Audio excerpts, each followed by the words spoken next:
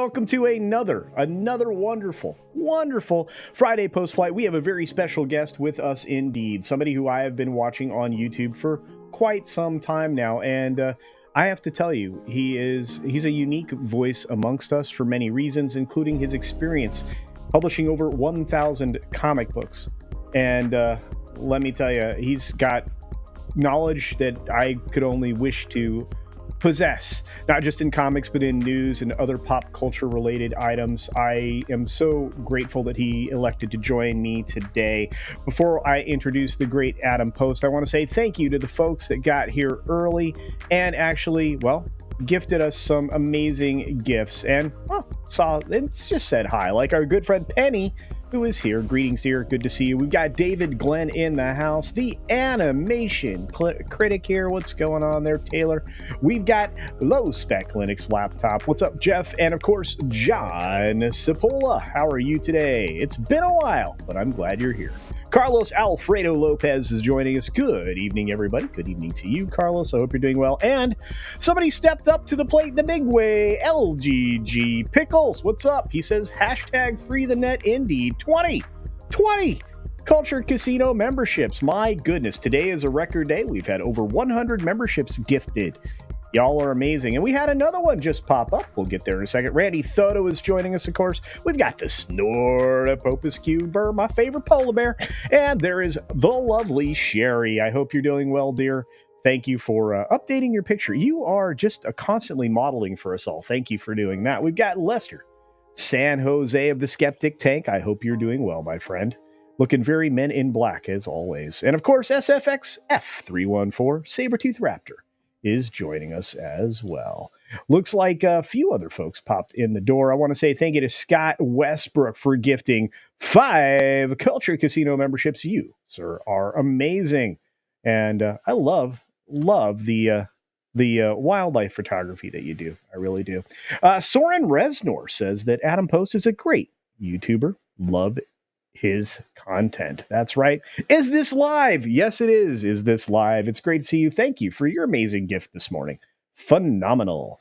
There's Scott Westbrook's gift. Thank you very much. I don't want to wait any longer. I want to say hi to all of you, but I really want to get to Adam Post, who I think is one of the most unique voices here. And without further ado, let me introduce you to Adam Post. How are you today, sir? Hey, doing great. Thanks for having me, Culture. I really appreciate it. Yeah, I have been trying to make this happen for a while. I know you have too. I've been really trying to get the people that I watch and listen to on the regular on this particular show, because this is an interview where you get a chance to say some things you normally wouldn't, and you get to talk about things that you absolutely are invested in. And I think you're great. Why don't you tell everybody, because not everybody may be familiar with you. Why don't you tell everybody what you do, who you are, and where you came from? Sure. Well, I am Adam Post. I do have a YouTube channel. That has been my main focus for at least the last year or so. It's at adampostspeaks.com. And I cover pop culture. I cover entertainment news. I go at it from kind of a marketing experience background. I do have a marketing business as well. So I talked a lot about Bud Light. In fact, I watch all the greats on YouTube as well, and get different ideas about what I think might be good for me to cover and what other people are talking about. The woke stuff was the thing really that drove me back to YouTube and comics. I got involved with a lot of the Comicsgate guys, and I'd done that for a couple of years, and then got interested in really focusing on developing my own platform. And then I'm working on comics as well now. But none of the comic stuff is just about ready yet. I've increased my standards to be very high in terms of what I want to put out. So what I saw was getting very hot, in addition to doing comic-related things and stuff on Warner Brothers and Warner Brothers Discovery, was Bud Light. I had some very particular views on Bud Light from a marketing perspective, from the woke perspective. And I saw that some guys were doing some good work on it, but they weren't necessarily saying what I had to say. So I started on those videos, and they exploded. I mean, my biggest one, I think, is more than 500,000 views. Yeah. But some of them had a couple 100,000 views. I'm like, what is going on? Why are people watching these?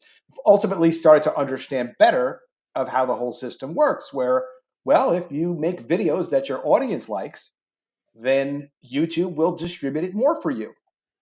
You can't make it that much more simple. And, there's all sorts of ways of criticizing YouTube, but they do give you an opportunity to reach a large audience as long as you make your audience happy. So a lot of Bud Light. I did the Target story a lot. Some of the other woke stuff.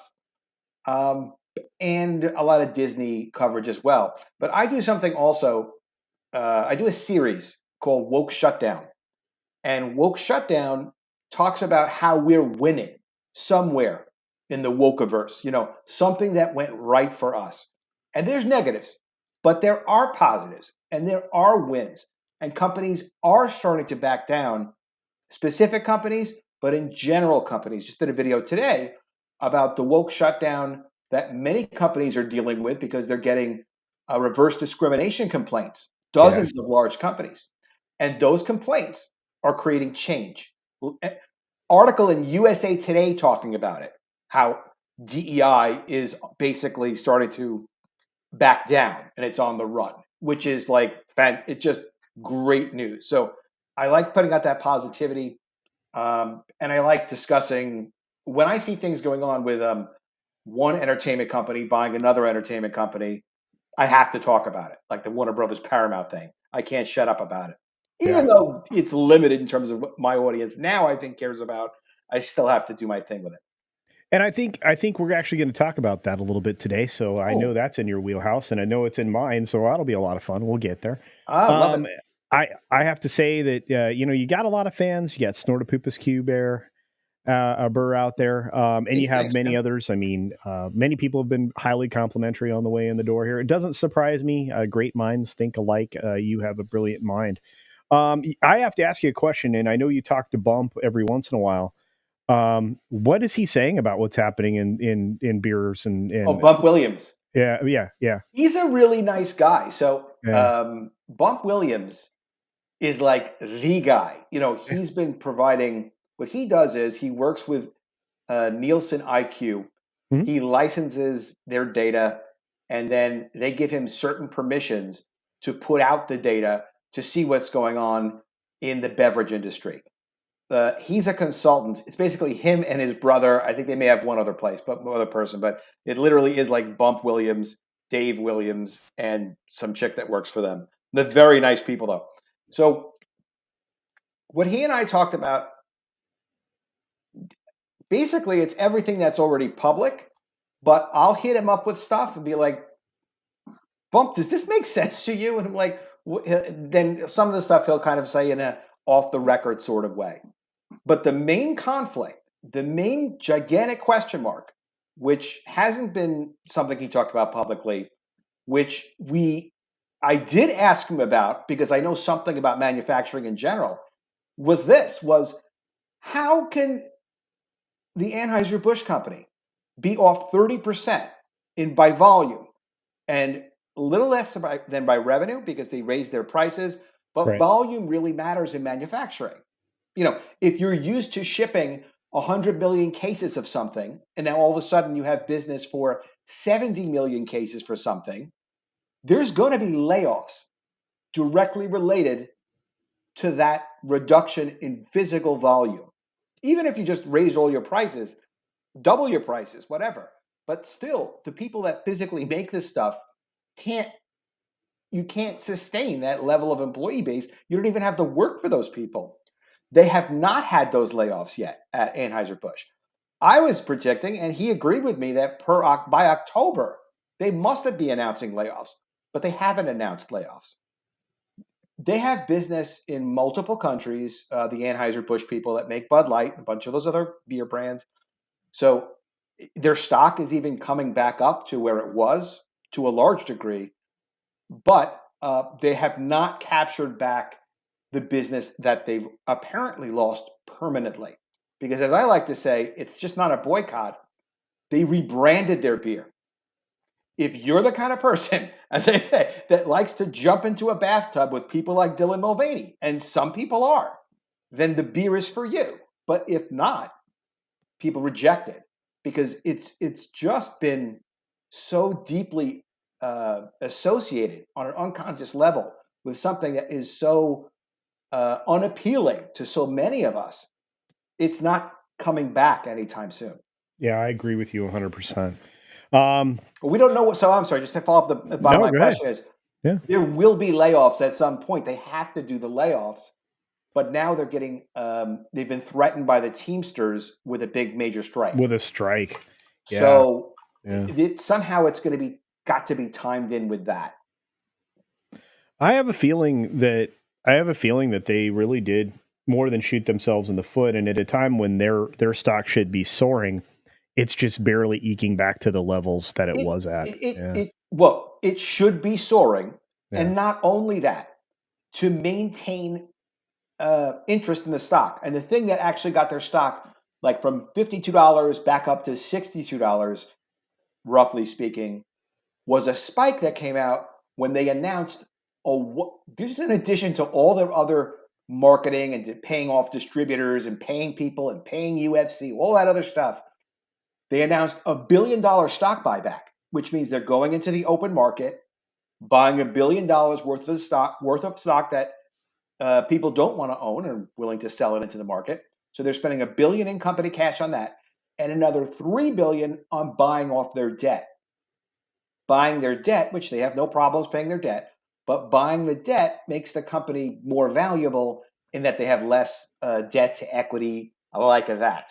It's a less leveraged company. So really, they're spending an absolute minimum $4.5 billion to as much as $5 billion to try to get the business back and to rebuild their stock. They accomplished a lot with getting their stock back up, but the stock should be much higher. They were doing very well because they did these price increases in the first quarter of 2023 where they got the prices up and the market accepted it. So if you raise your prices and the market is cool with that, you get a lot of extra profit to the bottom line. So they got away with that.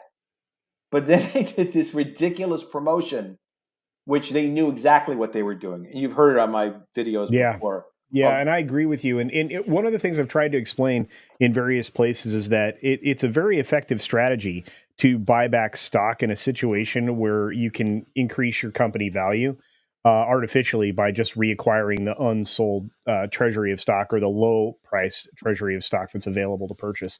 And it does artificially elevate that. But at the same time, they're buying off debt. That's another wonderful strategy. But we are going to step away from that for the time being. We're going to jump into the most important part of the show. It's me asking you 3 questions. Here we go.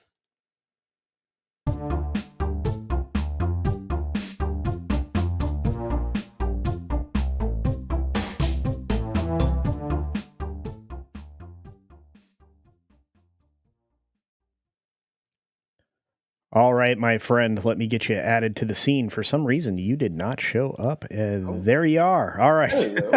All right. Whoop. And then we go put you in the right spot. All right.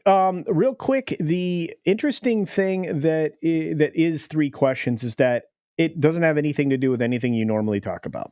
You were already prepared for the questions. Everybody always is. The audience knows that too. The first 3 questions are always the same if it's your first appearance. And to me, they're very telling because it gives you a chance to just kind of, talk about something you don't normally get to talk about. So we're going to start here. We're going to start with the first question, which is, I think, an easy one. It's one that for me is a little more difficult because, you and I are older, so that's why. But there's a lot of gray hair in here. But for younger folks, maybe not so much. So you have, what is your favorite television show of all time? I've got to say, and I thought about this quite a bit, and I like different things for different reasons. But what I did learn about myself is there's a similar theme to my answers for all 3 of these questions. So it makes me think about myself a little bit.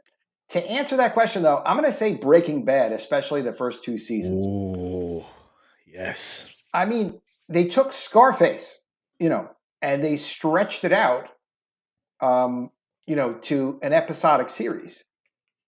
And it's so the first season, second season, so well structured, so clear that they knew what they were doing when they started with the first couple of episodes.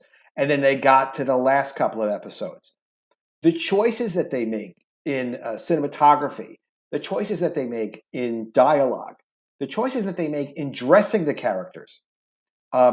Walter White, when he's wearing even like this, you'd say nebbishy green sweater with his wife, and he looks like he's a nothing kind of person, has no personal power about him, and then he indulges his dark impulses of self-satisfaction because, sure, he wanted to make money for his family. But really, he did this for himself. He did which look, he's a human being. Every man is entitled to say, I'm going to pursue something for me. You really shouldn't do it at the expense of your family. That's not good. But a guy's got to do what a guy's got to do. So he wanted that power. He wanted that success. And it was clear when he turned down the offer from his former friend who was very wealthy that could have paid for all of his health issues and things like that. The company that he helped found that he sold out of and left, he turned that down because he wanted to do it on his own and be his own man, which he was able to do. So for me, I also became very interested in story when I bought a book called Story. Now, I've published a lot of stories, created characters, wrote stories.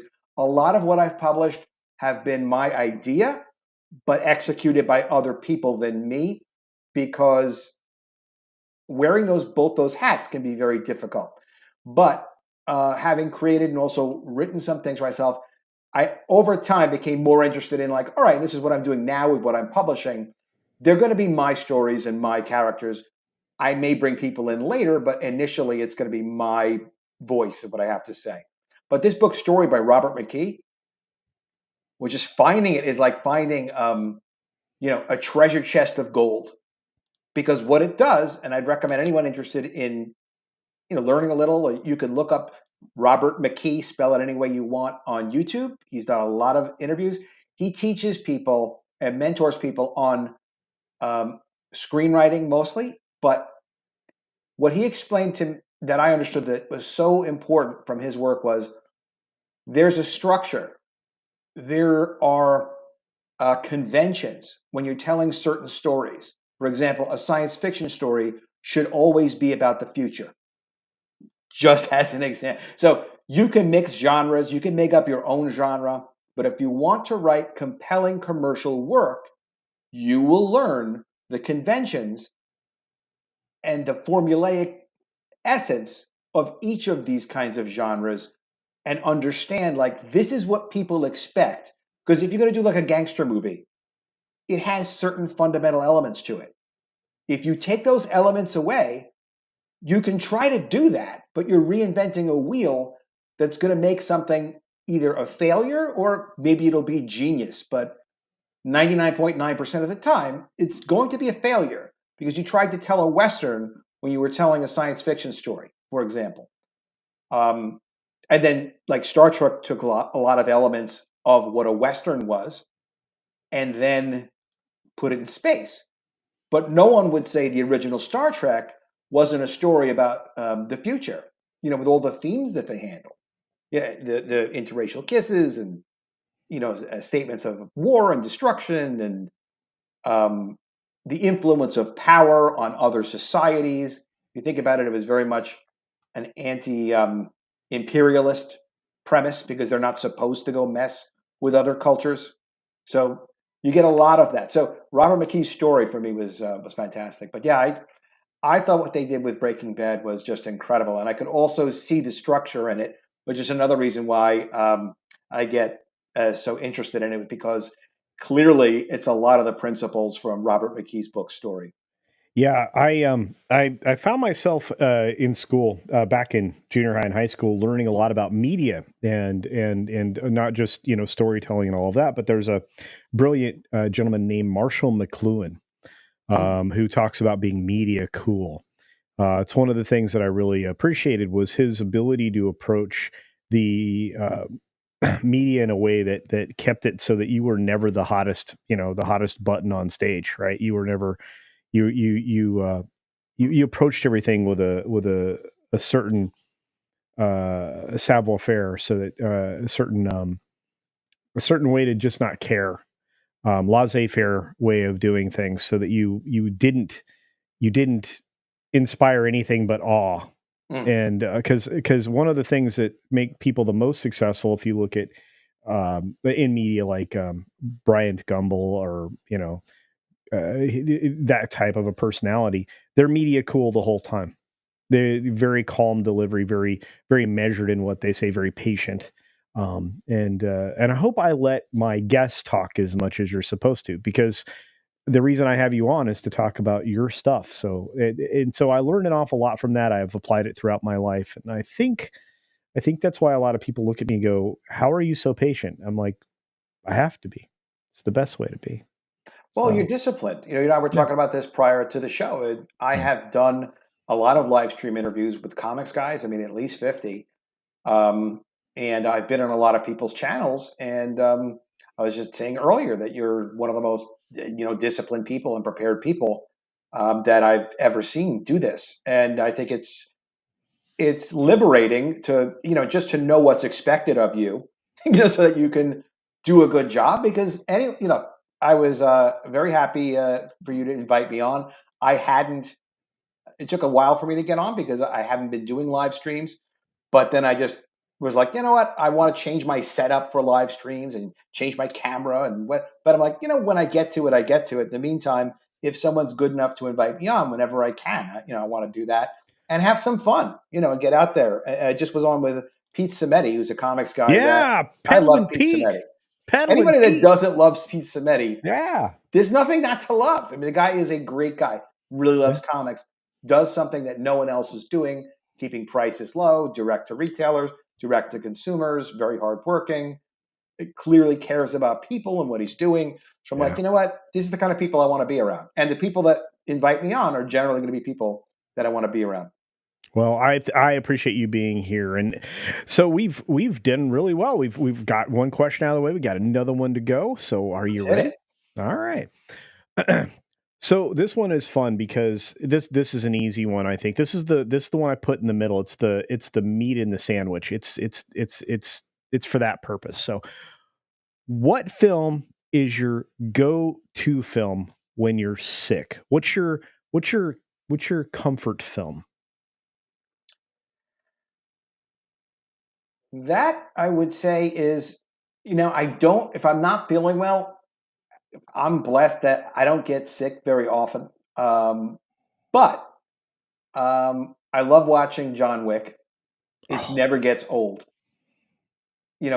It reminds me of on Saturdays when we used to watch martial arts films, hmm like, for 3 hours, and then we hmm would go out into the street and fight with each other an and act a pretend we fool. were martial Yeah, artists. yeah, And just he's such a cool character. Also, his story is really well structured, and it's you kind of you see the for entertainment that's well structured, you see it, and that's okay, but it doesn't bother you because it goes through the story so well. Star Wars is also extremely well structured. Another amazing film. But yeah, I can watch really any of the John Wick films, any number of times and never be tired of it and be like, I should be making a movie like that. It's just very, very cool to see. And just easy to get in, really, also at any point in any of the movies. yeah. And I think I think that's a great takeaway. The fact that you can step into something like that and it just immediately captures you and it doesn't let you down. And I think that's kind of what the meat in the sandwich is all about, right? Pacing Yeah, is good. Like, you yeah, could have seen more scenes with him with his wife, for example. hmm The way they dealt with it quickly in a collage, like, yeah, okay, you got all of it. But they also didn't make it as boring as, like, frankly, what I would have done, like, because I would consider myself new, especially at executing at that any kind of level like that. Um, I would have made these guys responsible for the death of his wife. Much better that he was already going through the death of his wife, and the only thing he had left, the shred of what he had left, was the dog that she sent him to help remember her. yep. And what And I then love, these guys who are such animals kill the dog, the memory of his wife. That's pretty good. Now, did he steal that? Did they steal that from another film? Probably. Like Lone Wolf and Cub. The samurai who's got the baby on his back. Well, that's Mandalorian. Mandalorian is Lone Wolf and Cub yep, with Kung Fu by David Carradine. I mean, the scenes in the first Mandalorian was just like, that's Kung Fu. It's just, it you is. guys have Yeah, no problem exactly lifting stuff. Like, I would, but okay. I mean, John Favreau can, and that was the best work that Disney did with Star Wars in a long time. yeah. But um, Yeah, that it was just great for me. John Wick. I Hey, really thought it was awesome. I pull them out and watch them, all four of them. I watch them all in a row. But it. Ah, Yep, I do that all the time. So did, I'm with you. did you I see the appreciate that. Continental? By the way, I thought it was Yeah. good. I heard it Oh, didn't do well, but I'm like, I I don't know, it's so good. so amongst my peer group, I thought the first episode was brilliant. I thought the second episode was the lull, and I thought the third episode kind of wrapped it all up cleanly. They were talking at length about the fact that there was too much leaning into the female The girl boss stuff. protagonist. Yeah, the girl boss. Yeah, exactly. And It, I was it's like, it's a eh, problem. yeah. That is not for that franchise necessarily, but for Mhm. the world.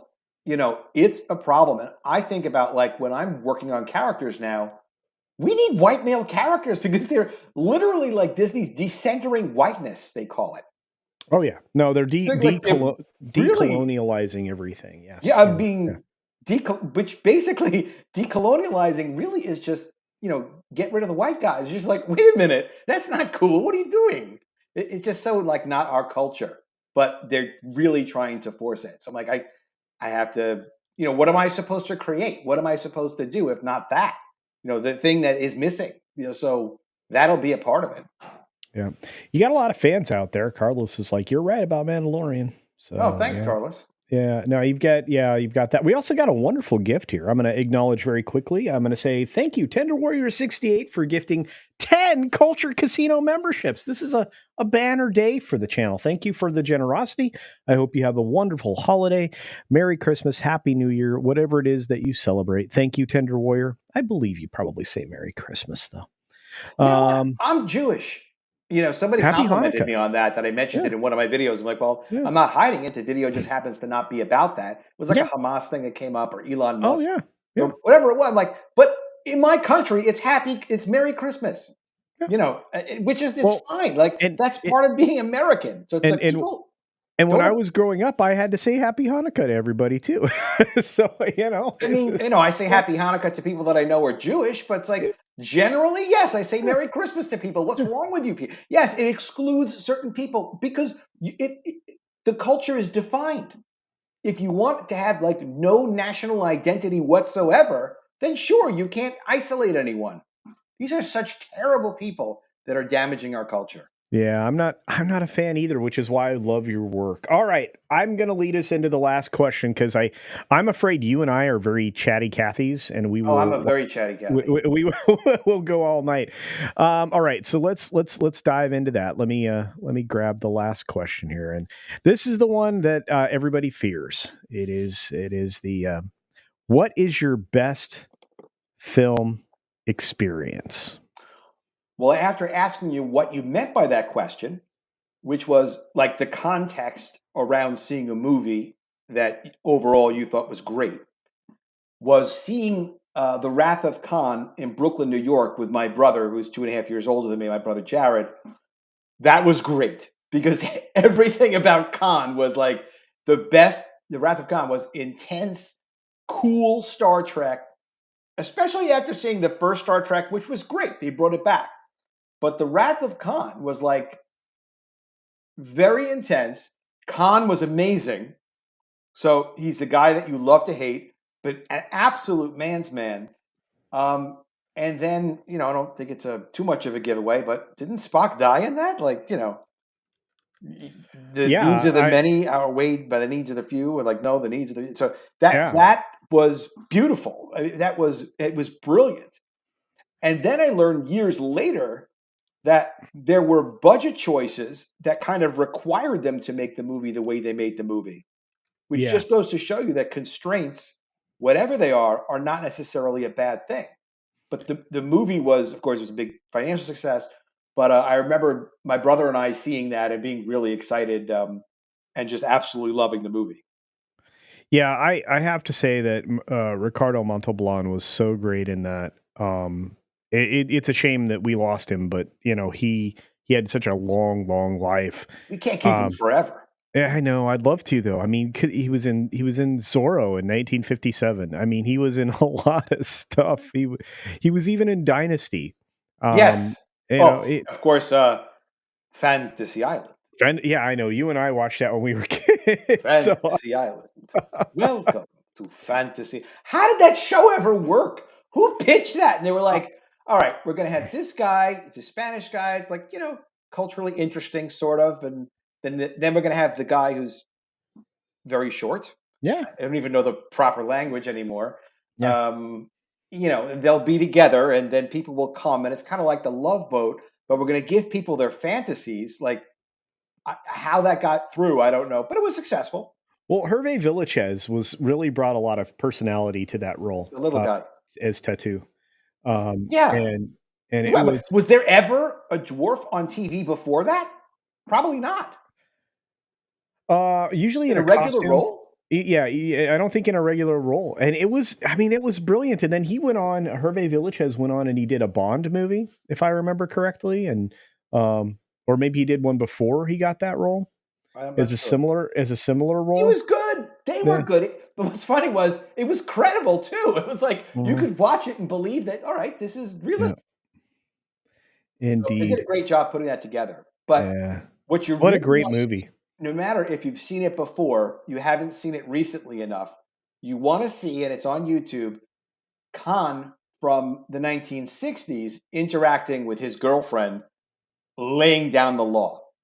You Yeah. know, because he seduces her, and then Yeah. gets I forget the ensign's name, but he gets her to help him take over the ship. And the thing of it is yes, it's like comics used to be. And everything I like is either mafia or power fantasy, apparently. But we all need to get re-energized.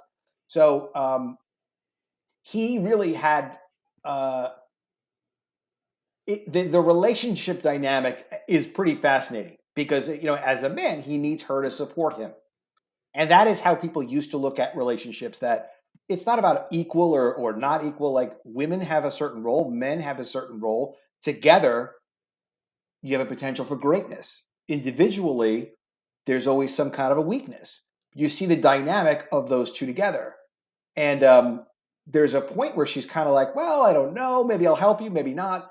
And then he grabs her wrist, which you're never supposed to get physical. I said that in a recent video about another subject. Oh, John Majors. But it's just the dynamic is fantastic. So it's just something for people to go check out again and really appreciate, and also see the acting of Ricardo Montalban. He's And fantastic. the icing on that cake was obviously seeing it with your brother, right? Oh, seeing that movie with my brother was great because he always loved Star Trek. We love Star Trek. We'd watch it. We were watching just reruns because we weren't that old. But of course, Star Trek was apparently canceled way too soon. Which this will lead us into our Paramount conversation. Star Trek was canceled way too soon, but that was a bet the company move for Lucille Ball. They put everything into making that show, and it wasn't clear it was going to be a success. And it worked until it didn't, and then they wound up selling the studio. But some of the history of all this stuff is fascinating.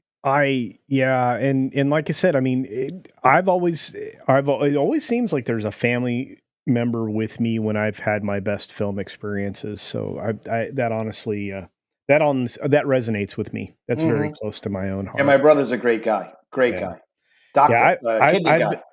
I was blessed with multiple siblings, so Ah, nice. yeah. That But is cool. yeah, it is. All right. Well, I want to say thank you for that. We have made it through the three questions segment, and You did a great job, by the way. I no, you did a great job. This is your It's a interview. You're doing a mutuality great there. job. You came up with the questions. True. But now I've come up with some weird news. How All you right. feel about that? You want to talk about some weird things Let's today? hit it. The All weirder, the right. better. Here we go.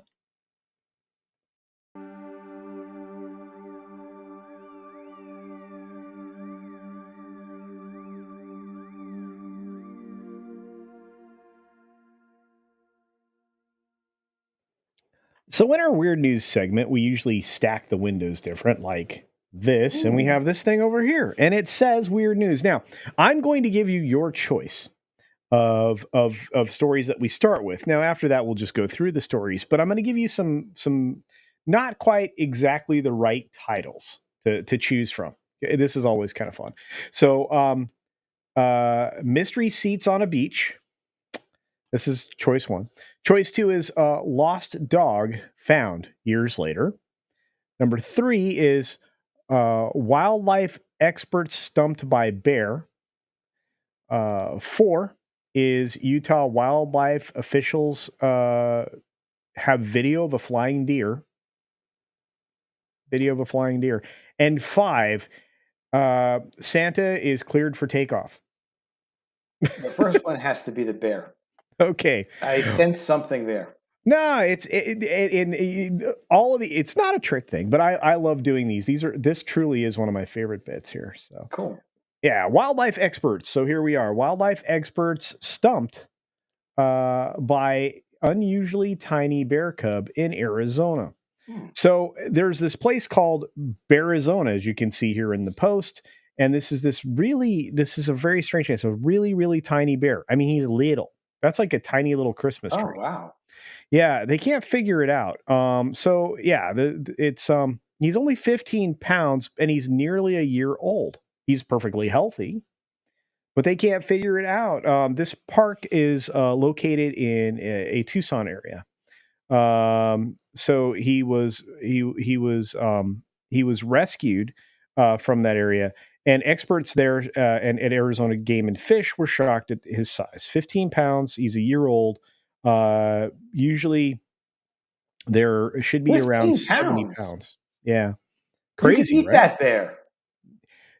Look, I would just keep him around. He'd be like a living teddy bear, right? That'd be It's kind like of a fun. medium-sized turkey. He looks delicious. Oh, stop it. I don't know. So he's not how much is he supposed to weigh by now? 70. Okay, so it's like he should weigh about 70 pounds this time of year. Pounds. So I mean, a baby is like, I think my son was just under 8 pounds when he was born. Yeah. So how tall is this bear? It's not very big. Foot? He's teeny. Look at him. That's a foot and a half. I mean, that's a tiny little, like, an absurdly big baby. Yeah. Could be 15 pounds, but let's not go that far. An average baby is half that weight and might be 21 inches. I'm trying to think how long my son was. This is going back a while. But it's like two babies. That's not very big. They think that somebody was illegally feeding him for months, so he's not afraid of humans. Okay.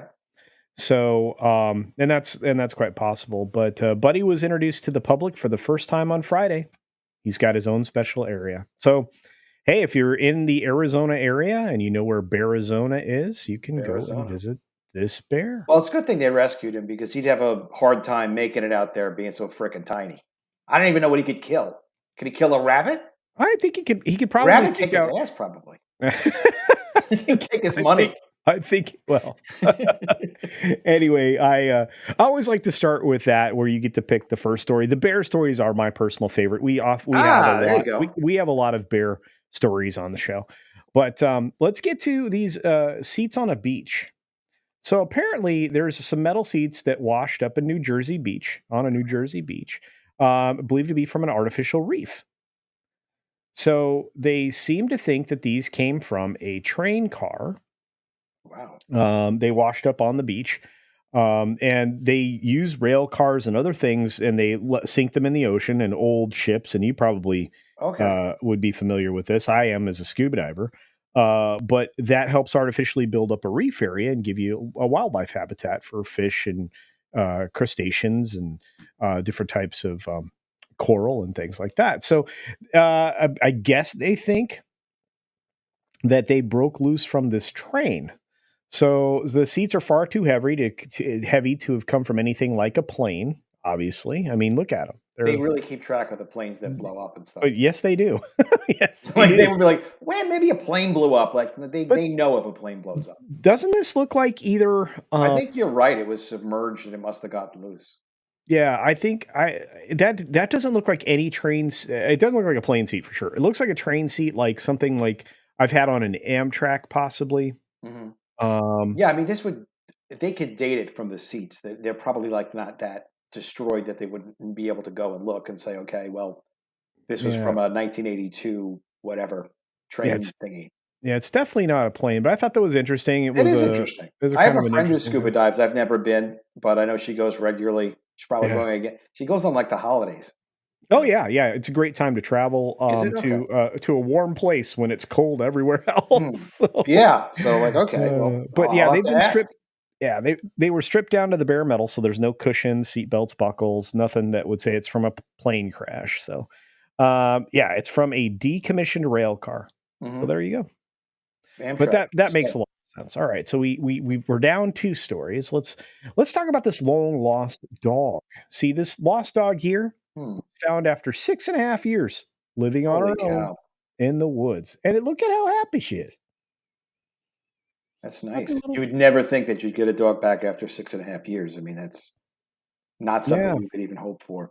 it's wild. Yeah, but she was living in the woods in England for 6.5 years after she fled from her new family fewer than 24 hours after being adopted. So I guess they were not favorites of this dog. But yeah, amazing stuff. So lost dog recovery in the UK South said team members were alerted to a stray dog and found it out that it was roaming free. So they discovered the dog was a black Patterdale Terrier. I have And not really had dogs, but let me yeah, ask you this question, yeah, Culture. For anyone who has a dog, if God forbid they get lost, yeah. what's a realistic amount of time to say, like, all right, after this point, we look, we put the flyers out, we put the word out, we try to find out, but the dog hasn't been found. We haven't found the dog, you know, deceased or I anything. Like, at what point would you say, like, all right, probably no more dog? 6 months? 3 months? yeah, I give it about 3 months. But I'm a dog person. I mean, I probably in my heart I would be secretly hoping that somebody is taking good care of my dog. That's the only problem I have with Yeah. his story is people like, going years and years and not having closure.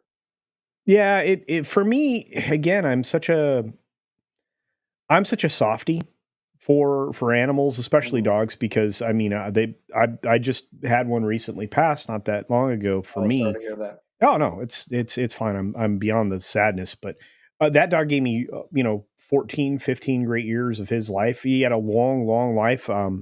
And he was my constant companion for the last 3 years of his life. I mean, Mm. he and I went everywhere together. Um, that's just the way it is with me and dogs. But I think about 90 days is a reasonable assumption to make that the dog is either with a new family or has found another way from this world. But Mm. which is a sad thought for me. But at the same time, there's a lot of new technology out there that you can inject your dog or cat with that is like an ID tag. Yeah. And if you have a cell phone or whatever, you can actually use your NFC on here with a little app, and it'll scan the dog and give you the information on the dog's um, tag.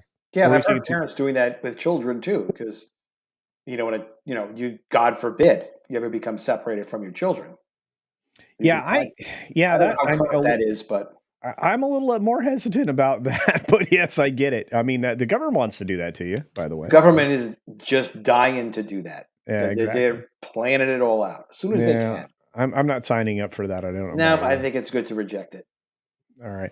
Well, let's move on. We've got well, I'm just waiting on the Santa one, to be honest. it's coming. It's coming. First of all, the U.S. The Utah wildlife folks want us to make sure we see a video of a flying reindeer. Oh, That's cool. right. Here you go. There's a flying deer.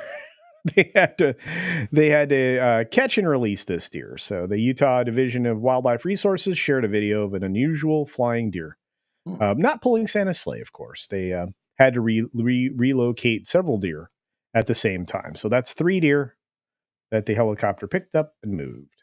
So I guess they landed in the wrong location, and Hmm. just kind of a fun story before we get into the holiday here on Monday.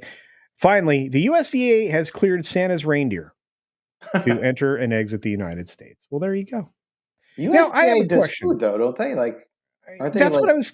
Thank you. approving Thank you. hamburgers and stuff? Thank you. That was my first thought. I'm like, well, you wanted to eat the bear, so you probably wanted to Yeah, eat the deer too. eat the So, reindeer. Why not? The ones that aren't flying fast enough.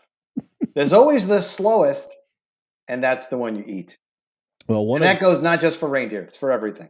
one of my family members came back with a bunch of meat from a hunt, so I'm going to eat real well this Oh, year. So, nice. all right. On that note, we made it through weird stories. Now we got the meat and the potatoes of it all. Those go fast. The weird stories. I know why you like They them do, now. and I apparently am not allowed to be focused today. There we go. All right. Okay. We have some topics. I picked out ones that I know you're going to want to talk about. Before we move on to those, I want to acknowledge some wonderful gifting of memberships. This has been a glorious day. Can Obviously, you we talked explain about that to the audience how gifting memberships works? Which, by the sure. way, while you do that, it's Yeah. promoting that, but at the Yeah. same time, it's explaining it to me because I've Yeah. kind of never heard of that before. Yeah, so when you open up your channel to monetization, you have the option of accepting memberships, which means that you offer them like a bonus live stream every month or like some private videos or things like that. For my offering, it's just a different level of participating in live streams. Like at one level or two levels up, you get a live stream every month, and then there is something I call the High Rollers Club, which is the third tier. I only have three tiers. On that third tier, you get access to participating in a stream that's actually live on the channel. And we do that once a month on usually a weekend day. So, a So, membership to a channel yeah. is a way that, to the extent that you can afford it, you're Yeah. able to to help support us to Yes. produce the content. Indeed. Yeah. Believe me, a lot of the equipment that I have sitting in front of me right now, I have an ATM multi-camera board. I have a brand new DLZ creator audio interface. Wow. All that stuff it came out of the channel money. Wow. So Very cool. it really has helped build the channel. It's building some other things as well. Of course, we have a merchandise store that myself and a couple other creators are partners in, Cool. and we're trying to bring that to other creators out there to kind of skip around a lot of the stores out there that kind of rob the creators and the people that are buying the merchandise by charging too much for it. Like Sure. I can't mention them here because they are partnered with the Friends of the show. yeah, exactly. But yeah, like I said, Tender Warrior here gifting us 10 memberships, which if you can go to the box that these memberships show up in, click on it and turn on the ability to accept them. If your account's able to accept them, then you get a free membership for a month. You get all the little perks that go along with it, Now, how and would I, as that good a stuff. member of your channel or a Uh-huh. subscriber to your channel, Yeah. gift 10 memberships? That means I find 10 people that I think might like your show, and then I Yeah. buy a month's No. worth or Anybody who is a subscriber of the channel Mhm. or anybody is in particular who's watching the channel right now, when somebody gifts those memberships by going down to where you would normally put a super chat, you have an option. It gives you three options: a super sticker, a super chat, or a membership. You can Hmm. gift between 5, 10, 20, and 50 memberships all at once. Wow. One, 5, 10, 1, 5, 10, 20, 50, I think is what it is.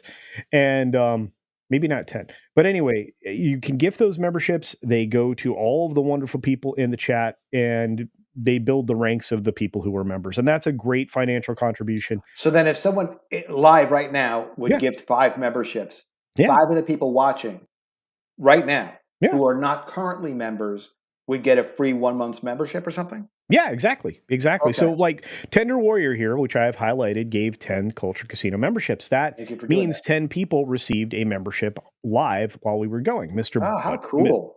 Mr. Buttcrack Media did it, 5 Culture Casino memberships Oh, that earlier. really helps build the channel, guys. That's It huge. it I'm does. gonna And start doing I mean, I think it's good for culture to talk about this because yeah, I'm smart, and if I don't know about it, then at least half the people maybe don't know about it. I don't know. I'm not that smart, but well, anyway, you're a it's pretty smart interesting guy. to learn about how the whole system works and how significant it is for the channel and who gets the benefit of the memberships. I think that's very Yeah. cool because I'm like, what would you? You're supposed to go and like knock on people like Girl Scout cookie it, and hit your neighbors up, and like, no, it's people actually enjoying the channel right now.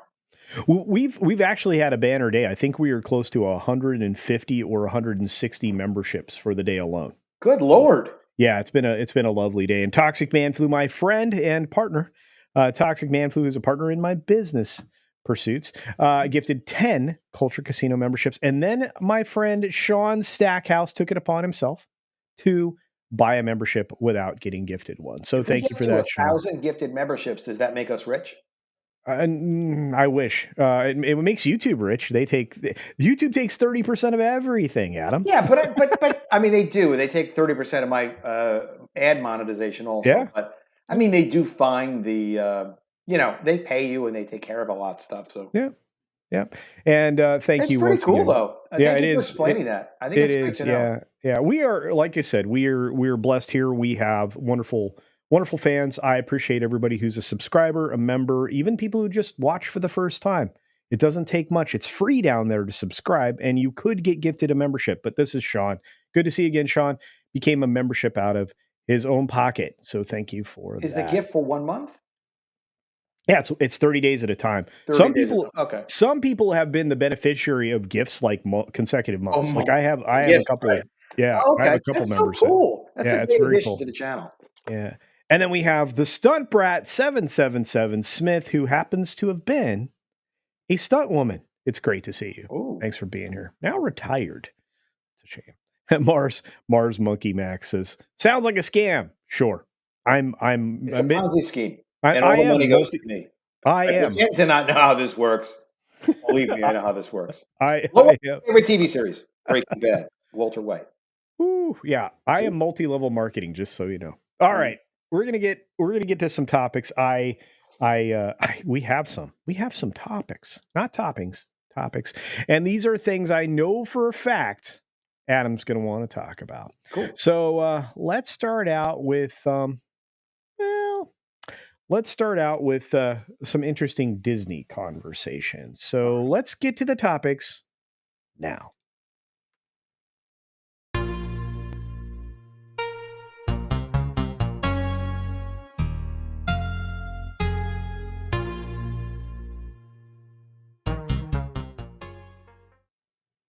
All right, we have topics coming up. In fact, topics looks like this. Call them news stories, and we will get to the ones I think are going to be most interesting. I think Disney's the one I want to start with. There's a couple of Disney ones in here. I know you're versed in these, so let's get to them. Oh boy, this is all out of caterwaumpus. I was just looking at that article earlier. Yeah, this is a weird one, and I think the reason it's doing that is because this is too big. There we go. Yeah, the problem we have here is that Disney could certainly be worried about. There we go. Disney could certainly be worried about woke breaking their brand. I think you and I collectively, along with a whole lot of other people, have been yelling that they're breaking their brand by doing this. I don't know. What do you think? Did you get a chance to peruse the article today? Well, I looked at it a little bit, and when I first looked at it, I was like, well, I mean, I've done this story 100 times. So what's wrong with 101? But then I was like, let me discuss other stuff. Then I looked at it again, and I realized, something? No, this is unique. And Evie is a conservative woman's website. So it's sort of from that perspective. So the kind of woman that you and I'd want to meet, you're married, I am not. So you'd shake hands with her and I would shake something else. And what she talks about here is that the 90s were the Renaissance era for Disney, the best time, because women were confident, princesses. They were doing what they were doing, and they were powerful in their own right with their femininity. But at the same time, they could be swept up by a prince, a strong man, because men and women do belong together, and there are things, and this goes back to the concept too of in The Little Mermaid with the Kiss the Girl song. Yeah. That's a moment that men and women have been in, that teenagers have been in forever. There's nothing wrong about being in that moment. There's nothing illicit about it. There's no abuse in that. It is a guy does need to get up the courage to, even if he's a young teenager, like be a man about it. And if you want to kiss that girl, you need to kiss the girl, which is why they had the whole fun song about kiss the girl. Like, it's a great essential moment, which they actually don't have that moment in other Disney movies. Forget recently, other Disney movies that I can think of, where you do have the guy who kind of needs to make a choice, make a decision, don't regret being in that moment and not doing what you know you want to do and you know you should do. And he's not doing anything more than just kissing her, which she could reject if she wanted to reject, or move her head away, whatever it would be that she would be. But that kind of a magical moment between a young man and a young woman is the kind of like inherent goodness, appropriateness, relevance of what core Disney was, what correct Disney was in the 1990s. It is an interesting article, and the article is titled "Disney is Worried That Woke is Ruining Their Brand After Consistent Flops." And it's from evmagazine.com. I Yeah. probably will do a video about it because I was very taken with that part of the story. I think this is right up your alley. I've done this follow ups on a couple of lives with this, and Gina wrote a great piece here, kind of breaking it down, but still skating within the lines as far as some of the feminism stuff that's here. Maybe not doing as much financial I research don't care as about this. The feminism stuff of a woman having the right to choose. Does she want to focus on herself and her career, or does right. she want to focus on being a mother and a wife? Those are choices that women look. Oh, sure. Who am I to say? But I believe I'm sure, but most normal people believe are legitimate choices. Hmm. And then the people can regret decisions that they've made or not. The men can, women can. But this is normal stuff. This I is a agree with you. normal case of you can participate, but you don't have to participate either in being a stay-at-home mother or being a career person or some hybrid. But the hybrid is kind of a lie. The truth is, it's very difficult to be a full one or the other and try to be both. And it is what it is. It's just we all have to make choices in life. As Well, you and I get older and think about choices that we made, yes. 5 years ago, 20 years ago, 30, 40 years ago. I'm Yes. 53, but still, you can think of I could publish my first comic, in 85, so a Wow. teenager. It's a good article. Yeah, thanks for the suggestion. But yeah, I, I think I will, I, and I'll discuss this sort of stuff. And I think you'll enjoy it because, again, I mean, she writes about Jasmine was seductive and required her man to work for her. Ariel taught us about sacrifice and trust. Mulan was both brave and family oriented. So all of the princesses had their own personalities and opinions, but they each made room for a prince to come in and sweep them off their feet. None was too proud to reject a man. And it wouldn't be some jerky guy. It would have to be like a prince, like the one in very few. That special person. And Yeah. from his standpoint, she'd have to be worth the work. But that's okay. She either is or she isn't. And if she isn't, go find someone else. And people have great connections with each other, and sometimes it's a very fundamental biological thing, and it's not the same connection you'd have with other people of the opposite sex. But Disney, they were spot on culture at the time. Yes. And the Well, and 90s were a great time, all before the 9/11, all before that kind of terrorism stuff, where we just yeah, really like the worst thing we had to worry about was Bill Clinton and what he was doing behind the scenes. yeah. I think you'll find that to you and I, the 1990s were the golden age of Disney, and I think they were to a lot of other people too. And that was courtesy of Robert. Excuse me, Michael Eisner. Eisner, Eisner. Yeah. but also a big influence from Jeff Katzenberg, Oh yeah. with Well, the animation and I and think his idea about being a little bit subversive with the animation to make it appealing to adults and children, evolve it a little bit, but not anywhere near what we see well today.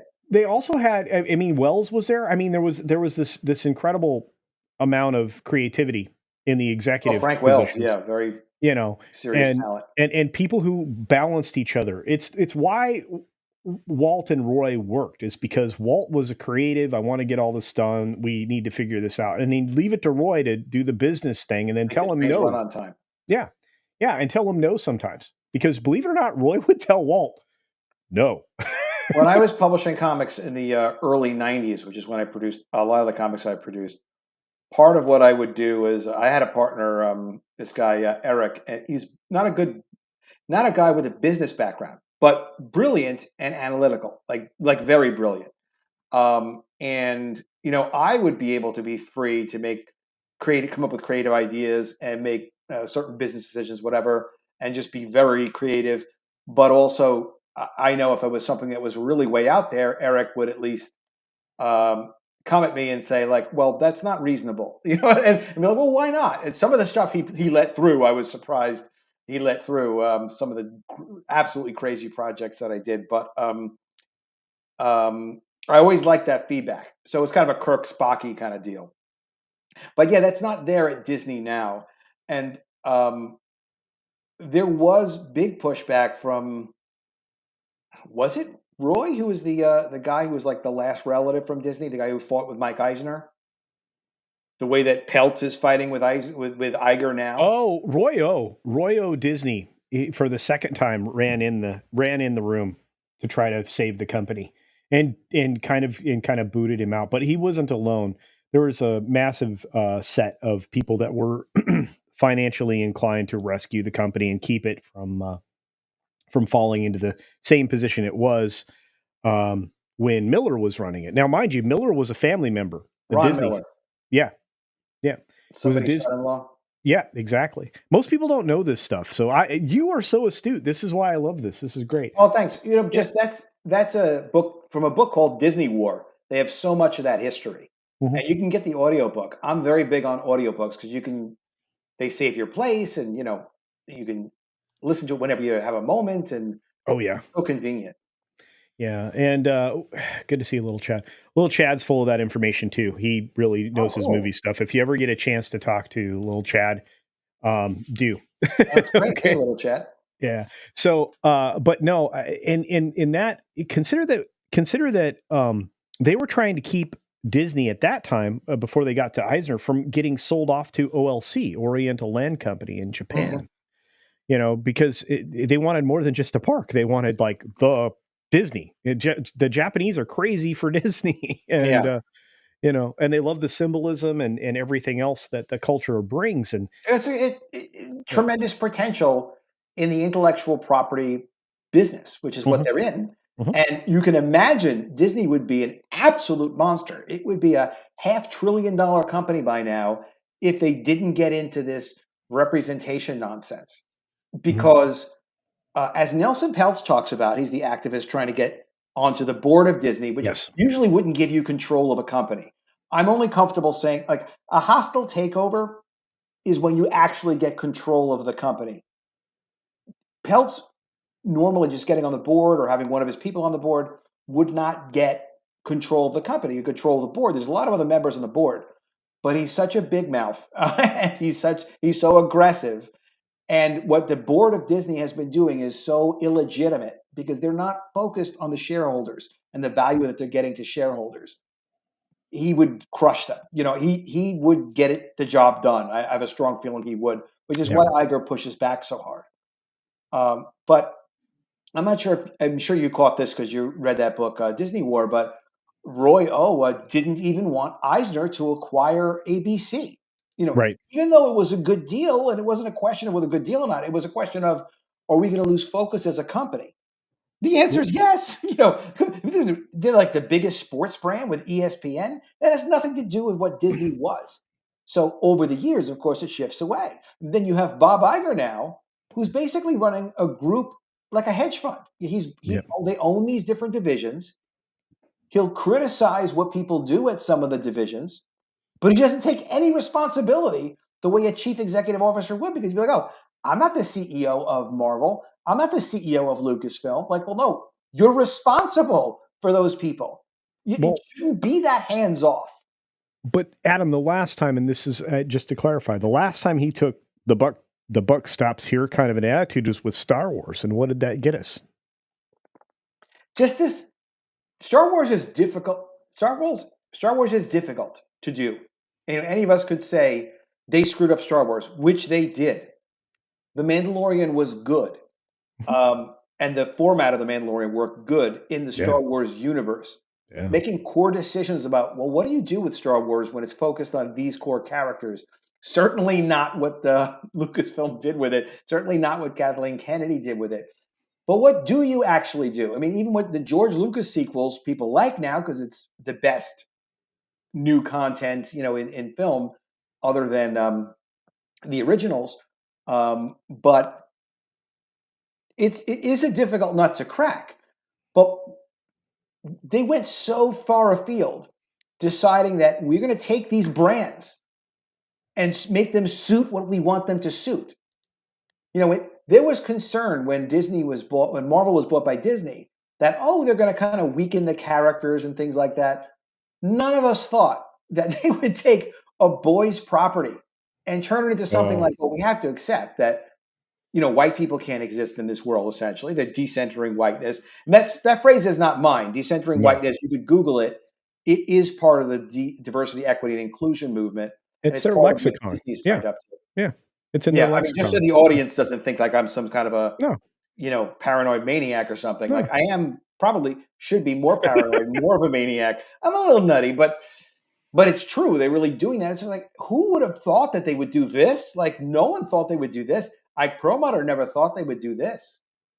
He really had that understanding, like, these properties should sell merchandise. These Marvel characters should sell merchandise. People should want to play with the little totems, the little iconic representations of what our intellectual property is. People should play with those. They should want those toys. And Iger said no and pushed out Captain Marvel. What a disaster. What an absolute disaster. Well, and again, that actually feeds into the next story that we're going to jump into, kind of neatly, like a glove, because one of the things Iger has now done, at least in a long time, is plan. He hasn't been looking into the future to see what the ramifications are of his decision-making process, including some of the political steps that he's made in his career, which leads us to this. Mickey Mouse, the longest symbol of copyright, is going to enter the public domain. January 1. It's hard to believe that would happen like under his watch, although it's not really something they can control, and they've delayed it way past like any legitimate amount of time. But they've changed copyright laws 3 times to get this to this point. Yeah. I mean, it goes. I don't know how long that could really go, because every creator should have control over their work, and they should be able to exploit their work. But there is an interest in saying, okay, yes, you should be able to monetize your work, but at some point it becomes part of the culture. Mostly it's considered for your lifetime, and a little bit beyond. But 100 years is a pretty long time to exploit it. They certainly got a lot out of Mickey Mouse. You can't say like, well, they've been shortchanged. Like, they got a lot out of Mickey Mouse. But there's not a lot you could do. Did you know that there's a friend of mine who published some public domain Mickey Mouse stuff that was inappropriate content that they put out at the time, called Uncensored Mouse? Wow. Yeah, if you Google Uncensored Mouse, the comic, they had the right to publish it, but they stopped him from. He agreed to not publish it. I guess he didn't want to have problems with them or whatever it was they agreed to. The lawyer mice are ruthless, dude. If you've ever come across them, it's crazy. That's the whole thing. Is people will like. There's something going on recently with Eric July with a lawsuit, who has the Rippaverse, very successful. Congratulations to him. Eric's a great guy. Love that guy. I was on a stream with him, I think once or twice on Ethan's channel. Yeah, he's a good dude. Yes, great guy who helped me a lot. Got me back into YouTube, or got me back into comics, which is more important than even anything else to me, because it's kind of what I've always wanted to do, and I hadn't done it for years. But Eric got into a lawsuit issue with someone who said they had the rights to ISOM, and they did have the trademark to the character that, a name he was utilizing. And unfortunately, if you own a trademark, you can't be blasé about it. You can't be like chill about it. Be like, well, it's not that big a deal. If you don't protect that trademark, you will lose that trademark. particularly if there's any kind of correspondence and issue about, hey, well, you've got that trademark and we believe we own it. Like, you're forced to protect what you own. And that is why Disney's aggressive about it.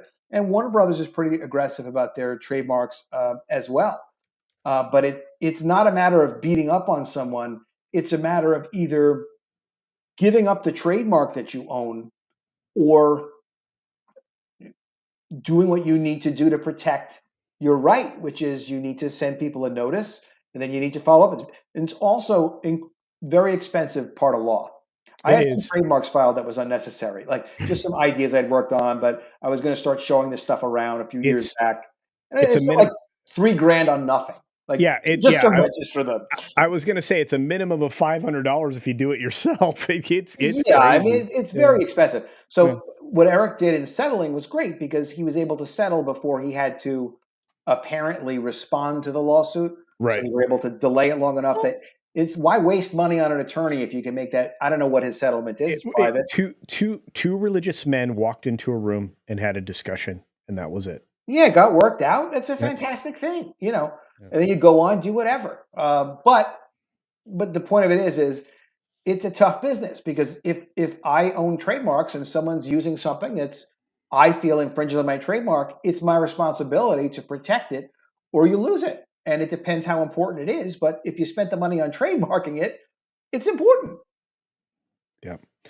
And what's really good about this story, and this is right in your wheelhouse too. I hope you cover this one also.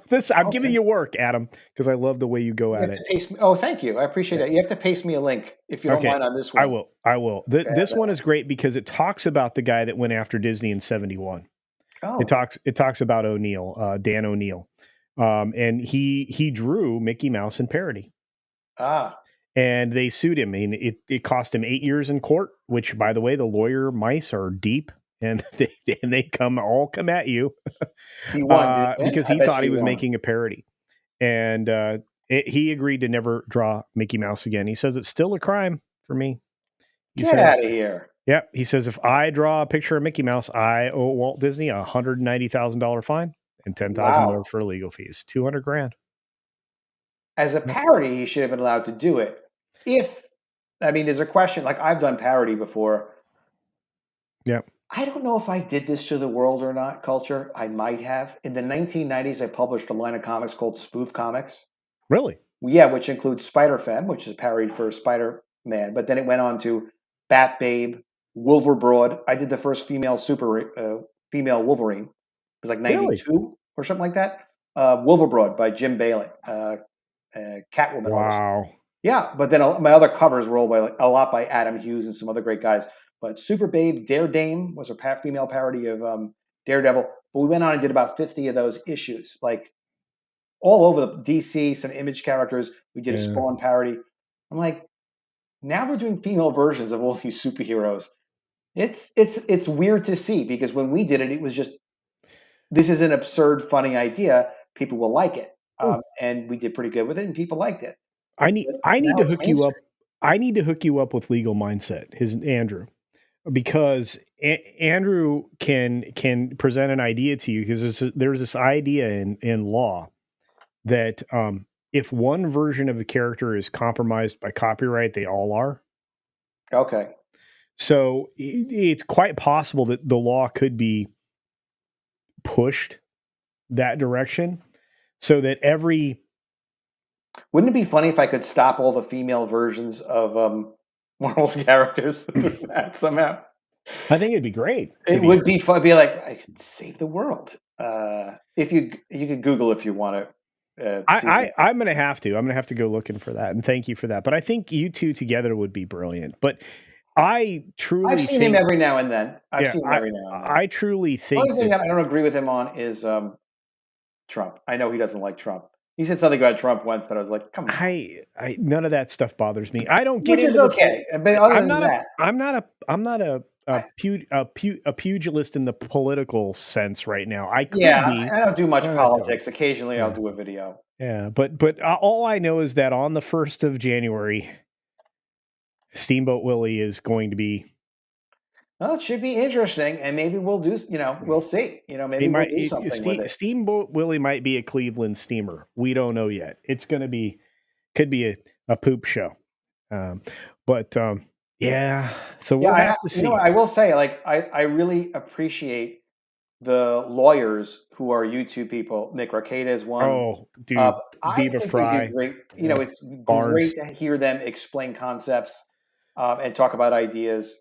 Um, I think it's great, and Well, I have seen him around. He had some really good commentary on Disney's lawsuit issues with Florida on the special district, which was yes. very interesting because I know he knows that law very well. Well, if you get a chance ever to hang out with Robert Barnes, that guy is a He's genius. brilliant. I've Yeah. been in two rooms with that guy, and I was like, I'm a complete idiot. I mean, I'm not, but he's so brilliant. No, It's but like yeah. Robert, and there's a tendency to do this is like, we tend to widen our expertise on things, and I've seen his commentary on some things, and he's right on really 100%. Yeah. But when it all nets out against like an opposition and like, well, what about this? What about that? It's a high level percent. But what's funny is I tend to really agree with Nick Rekieta a lot. And the way I feel about it with Nick is like, if he gets into an argument about the law with someone, I watch him and I'm like, well, I know Nick loves the law. Like, I know he loves the law. Like, he thinks about it. He really is interested in the law because it's sort of within some of my expertise with some of these business things where it's like, even if it doesn't affect me, but if it's within my expertise and people are talking about it and it's not, what they're saying is just fundamentally not correct, you have to like hold yourself back. It's like, well, I know that that's not right. For example, I saw him yelling at Eric July once, or just like he was yelling a lot. Nick always drinks when he's on live streams a lot of times, but Oof. still, I was like, I know what he's saying. Nick. I knew he was right about what it was. Nick was right about what Nick was saying because first of all, he did his homework, but secondly, he's a trained lawyer. And then, like, lastly, there are just some elements of law that are just fundamental. Like the pattern is there; it's self-explanatory. If you come at things from that point of view, it's clear, which relates to some of these businessy things too. And that's also why I like constitutional law. But I'm gonna put something on the screen right now. Sure. I think that is a good idea from our friend All right, Soren let's do it. Resger. He says, "Culture, in my humble opinion, you should invite Adam to participate in that Park Place network and with WDW Pro. I think his profile fits perfectly." Oh, I love that Park Place. I Channel. I know, and All right, again, see what the guys think. I like I all those guys. We I don't. I I I like Mexican Iron Man. I will call Jonas, and when we're done here today, if he's available, I'll call him or I'll text him, see if he's available. I'll talk to him because I agree. This is a great idea, Well, and I if you think, want to, yeah, also as my demo tape, yeah. share some of our Oh, screen. you don't need a demo tape, my friend. Okay. Well, I don't know if you know this, but people know who you are, my friend. okay. Well, the So, only thing I see, like I don't have artistic experience. well, speaking Sorry, artistic ability. Actually, I have a lot speak, of experience. I hire a lot of talent. speaking of artistic experience, my friend Yellow Flash, what's up, my friend? Good to see you. Yellowmon. Yellow Flash says, "I have plans." Yes, you do. Oh my And he, God, Yellow Flash! You have to show me how you're doing those AI oh, I thumbnails. know, They're gorgeous. I know. He's doing such a great job. Yeah, he and Tom stepped it up a level with their thumbnails and everything. So, Yellow is yeah. why I started doing Bud Light because for Oh, ideas, dude. I don't like to listen to people's entire videos for whatever reason. I don't like to listen. I like to do my thing. But for ideas, I look at all the greats. I look at the quartering, Mm, Yellow, Clownfish, and Ryan Kimmel. yeah. And I kind of leave it at that. I mean, there's other great guys or whatever, Yeah. but I also don't like to. I like what WDW Pro does. I love his sincerity and straightforwardness about things. Yeah. And then I'll sometimes watch, other guys stuff, but I don't watch. I don't watch what WDW Pro publishes because it just doesn't feel right to like go and take ideas from people that specialize in the kind of the same sort of things I do. I So, I think I think he would see it as high flattery, my friend. So, but well, I do like his I do like what he does a lot. But Yellow did a oh, video I know. on Bud Light that did well, and I was like, maybe I should do a Bud Light video. And I was like, oh yeah, this is. It was very successful. So it's a big thanks Yeah. to He look, he's amazing. I love Saturday nights because of Yellow Flash. So Okay, it's so great.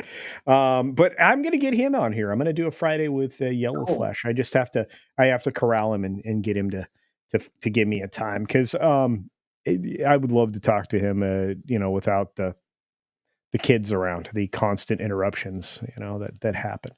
Yeah, Because he's interesting. he He's oh done a he's lot. And what's so funny is, like, you see articles now in Daily Mail, on in New York Post. Sometimes I've oh seen yeah Yellow in his Twitter comments in Daily Mail. We're influencing people. we I are mean, we I are. don't know what I'm influencing, but other guys with bigger platforms are definitely. Yellow is influencing people, and it's resonating. I don't know who's watching. You never know who's watching, but Oh yeah. people do see Daily Mail. They do, and people do see YouTube. Oh, I I'm sorry. think One quick I thing I think was going to go say about my thumbnails is, like, yeah. I figured out how to do fire and a big head.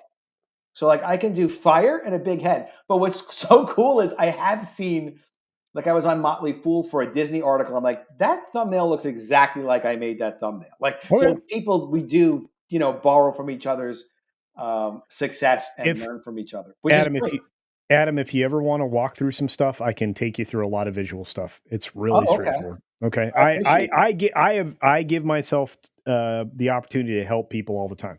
So you always can reach out to me. I will gladly help you. I don't even do my own Appreciate that. thumbnails now. I have an editor, but when I do thumbnails or I do stingers for like Mr. H or whatever, um, I love doing that. I just don't have time anymore. So, but when I do Sure. have time, I love to work with people. So let You me at know. least know the process. Yeah, it's easy. Yeah, I The mean, I've hired a sundowners. lot of people to do a lot of stuff. There was a part of me too that was just like, it's good for me to focus and continue to get even sharper and focus more on doing. This is all from me, whatever it is, and it has improved the direction. And I do a lot of editing on my videos. I have something called Time Bolt that cuts a lot of the pauses for me, Yeah, but then I'll yeah. go in manually and tighten it up before I publish it. But You do a great job. I love it. The fact that you don't have to do a face to camera videos saves you a ton of time, and it gives you like a lot of polish. I wish I had that, but I decided I was going to be an on face talent for the purposes I of video want to do that making. too. I mean, I do want to So do that too. I mean, yeah. guys like Yellow who've done it. Richard Meyer does his videos without being on camera. So you can do it, but it Mhm. is better. Bumpers is like another. Yeah, there are all sorts of cool quality aspects of things that we can add to them. But Oh the thing yeah. is you got to figure out what your audience wants, what your audience expects, deliver that, but also be authentic and true to who you are, what you have to say, and what you know. Um, so it is. It's been a lot of fun, and it's been lucrative enough. It's not making millions, but it is making some money, and that's another great incentive. Plus, a great discipline to be like, I don't care what is going on, but every day has got to be at least a video, and then for me, hopefully 2 videos. Well, and by the way, I watch those videos. And that's the thing is like we influence each other, we talk about each other. Obviously, Brett here is talking about it. The algorithms have been changing. YouTube is desperate for money. Ad revenue per ad for them has dropped, so they're now shooting more content to a broader audience, which Mm. is why I grew so exponentially over the course of the last several days to get to where I am now.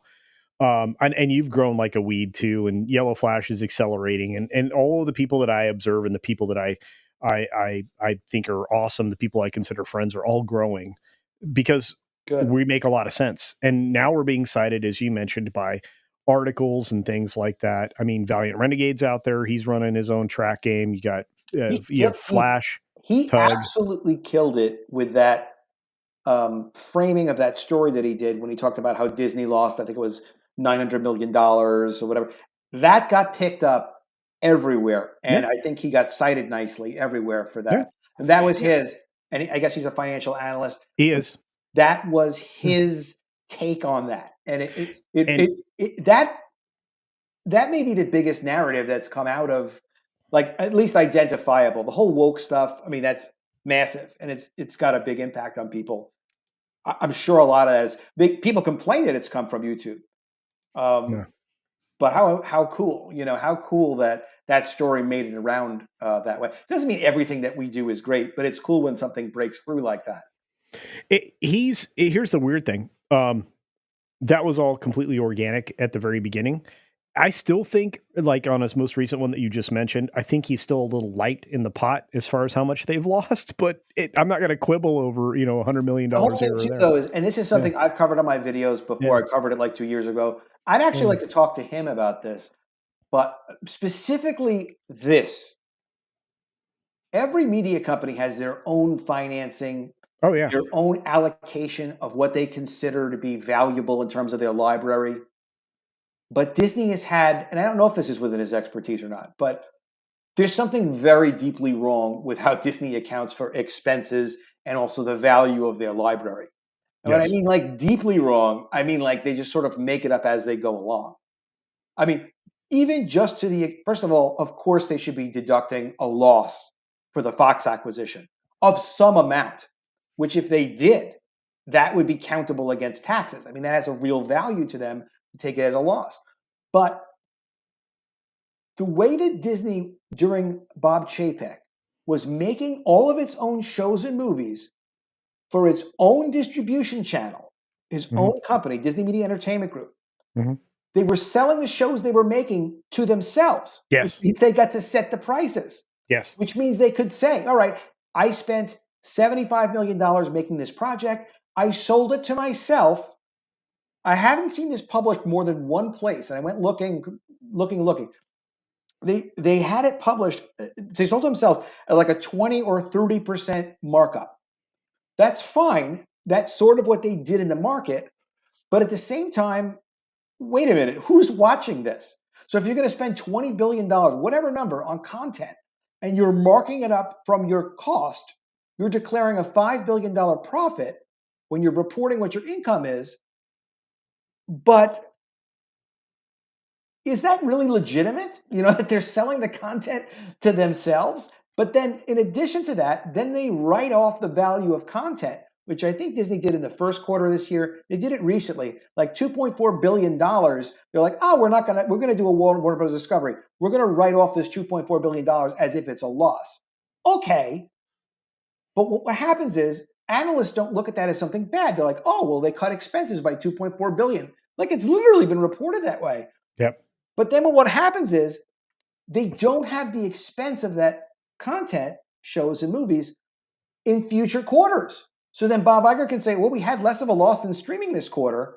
Yeah, you had less of a loss in streaming because you didn't have to take out $200 million of what your write down was from that one-time expense. Like, I'm not an accounting expert, but I understand the manipulation of this stuff, like from a little bit of a finance It, background. You know what I'm saying? It's like, it, it's just not right. And then also when Bob Iger, first of all, there's also a profit that was built into that 2.4 billion mhm. that the write-off wasn't accounted for.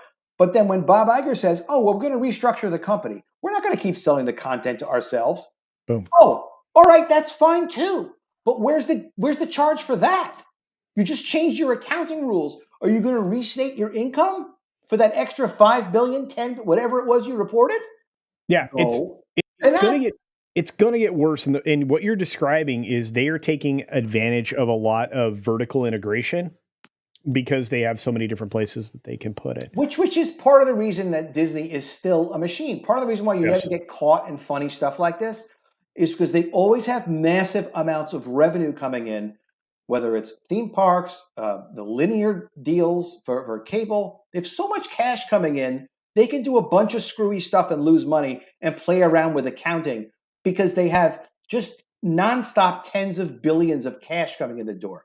Plenty of businesses lose money for years. They just keep operating because either they have more investment, they take on more debt, or because they get debt from the companies they do business with. So Right. you owe more money. Money comes into your business today, almost like a Ponzi scheme, not exactly, but Yep. that kind of questionable of like, listen, you should really level with people about what your financials are, and that is part of why I think Iger does not want Nelson Peltz and it's He funny that doesn't. it's the former CFO coming in there and saying, Oh, we need to look at these financials. Rasulo knows where the bodies are buried. It was Yeah. one of the first reactions I had when I saw that he was the guy that was coming in. Yep. He's also a conservative. Yeah. Okay. And close with So, Ike.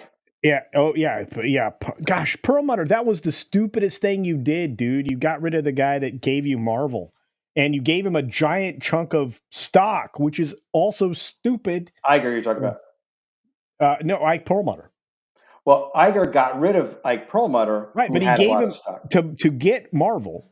He gave him giant chunk of stock. Well, Fox, people forget, like, that's just why, like, I may have done one video about it. So if I did, maybe I was not 100% in my mind at the time or like not thought it through yet. But when people were saying that, like, oh, Disney's going to have a hard time paying for Hulu, it is a big deal when the Hulu bill comes due. But even Oh, like it's huge. what was that? It's huge. Sorry, It is. They already paid for it. Like Hulu's paid for it. Plus, they have a couple more billion they're going to have to shell out. Disney has so much cash. When they did the deal for Fox, that was a lot of money. Now, it's sometimes referred to as being like, I don't know if you're there or not. I am. I'm All right, sorry. cool. Trying to Sometimes get the Fox camera is focused. referred to being a $71 billion deal. Yeah. But Disney didn't buy all of it when it was closed. It really wound up being around $52 billion. But if you look at how that deal was financed, you could Google it. Disney has it like right on their website. Half of it was cash, half of it was stock. They just printed more stock, which Yeah. I can't say that I know all of the track of Disney stock between that close and like the year following. It didn't hurt them. They were able to just make stock. They're able to just come up with the cash from whatever the normal operations were, and they, I'm sure, had some debt at the time too. Public companies can raise a lot of money, and Well, and they've carried it all over for a while. I mean, Disney's been able to artificially rotate debt for a long, long time. I've actually seen that mechanism in real life, in operation, but it's a weird place to be. And here's the Sundowners Club, who is a very amazing YouTuber, in his own right. He says S&P is up 91% last 5 years.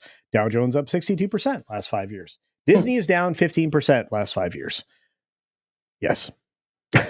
because Bob Iger, and great job, Bob Iger, as he says, but Iger's goal is to decenter whiteness. I mean, it's so stupid to say something like that, but all the diversity, equity, and inclusion stuff, it really sincerely is their goal. They've signed up as of 2007. They've had a 100% score from the Human Rights Foundation. No, HRC is a garbage organization. But they're signed up to it, and they have a 100% score since 2007. Oh, yeah. And just as those guys make demands on Disney and other companies, there's some 542 or something number of companies that are on as of 2023 with a 100% score. They keep pushing this diversity, whatever the nonsense is, to keep up with the woke agenda. Yeah. And they stay with it. So it's sort of like when Disney is making decisions that clearly are not based on money, clearly not good money decisions. Disney of 19, forget 19, but whatever, the early 2000s, what an incredible machine. This is why, like, I'm not sure if people know this or not, but when Disney acquired Marvel, part of the strength of acquiring Marvel was that Disney had tremendous distribution for films. And on top of that, the licensing, Marvel's licensing was excellent. Everywhere. Excellent. But Disney had distribution for licensing like nobody had. And when Disney was getting licensing fees for shirts, toys, whatever it would be, they would always get more than other people would get for licensing fees. Yep. Because it was a Disney license. Like literally, they had a markup because it was Disney, like going to a fancy restaurant. But in addition to that, they had operations internationally that Marvel didn't have, that other companies didn't have, to exploit that licensing. So the idea of like, well, we're an IP company and we've got theme parks, we've got a lot of ways to distribute our intellectual property. So we're going to buy another IP company, either for stock or cash or whatever.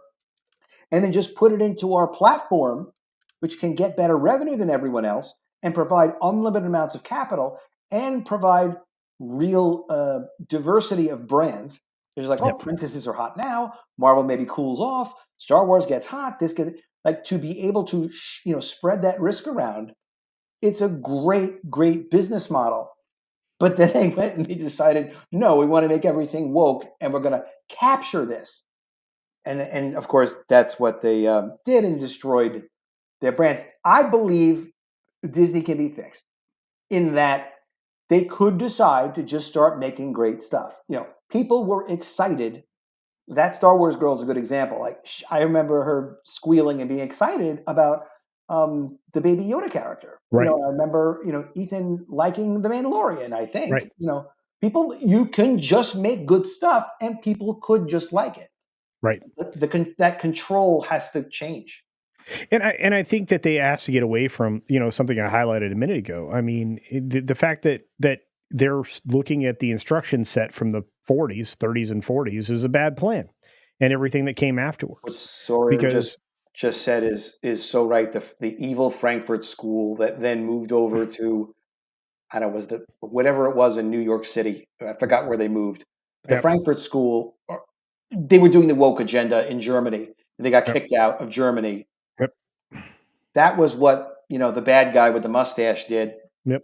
Not good to mention his name on YouTube. No, He was shutting that stuff down, and I'm not pro him at all. Again, I am a Jewish guy, yeah, but he was, the books they were burning were the kind of books that we don't want in schools today.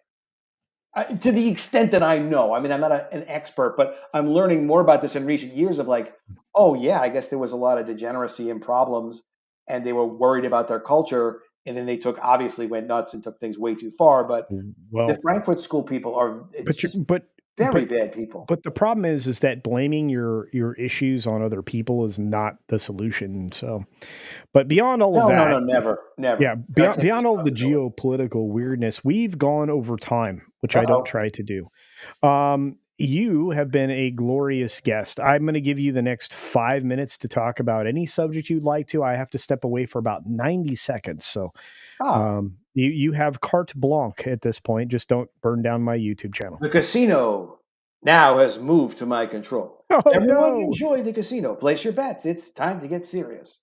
No, it's great to get the opportunity to be live and get to talk to you guys. I appreciate you guys, spending the time. I do ramble on, and then I have an idea of something I have to say, and then I absolutely must say it.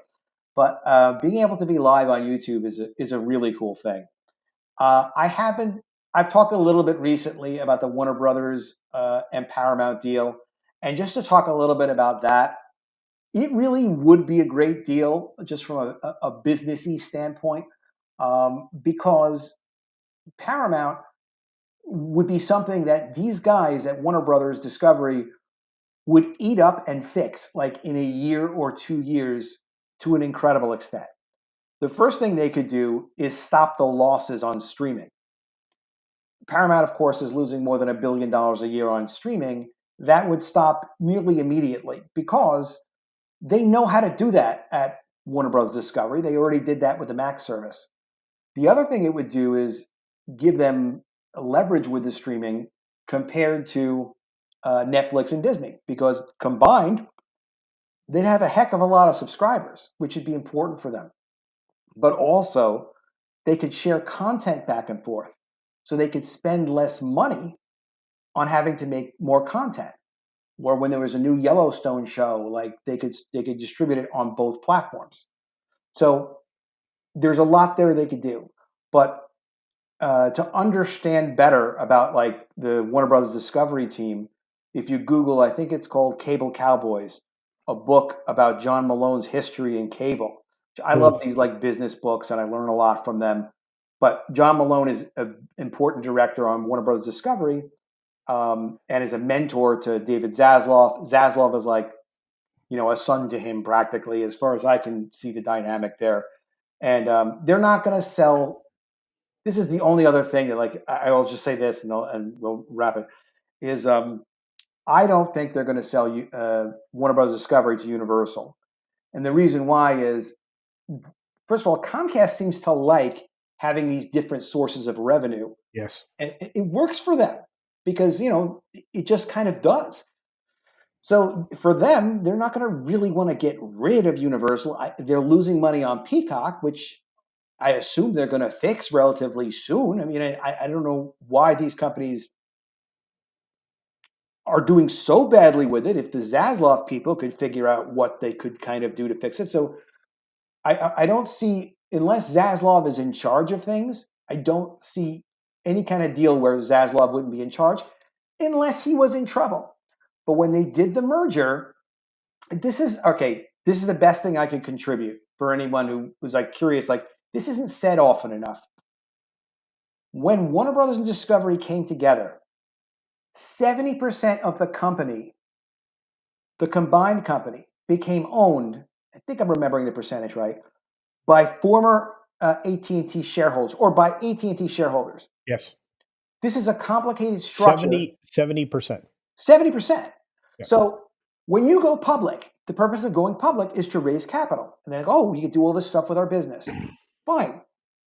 But normally you don't offer 70% of a company. You might offer 30%, max, like really 40%. Certainly not going to offer more than 50. Yeah. It was 70% because they had to come up with a number that would allow them to have enough value they were putting towards it so that Discovery's contribution would be equal enough, but it was 70%. So they gave 70% of Warner Brothers Discovery shares for free to AT&T shareholders. And then they reduced the dividend for AT&T, which is the money you get every year as a profit sharing just for holding the AT&T stock.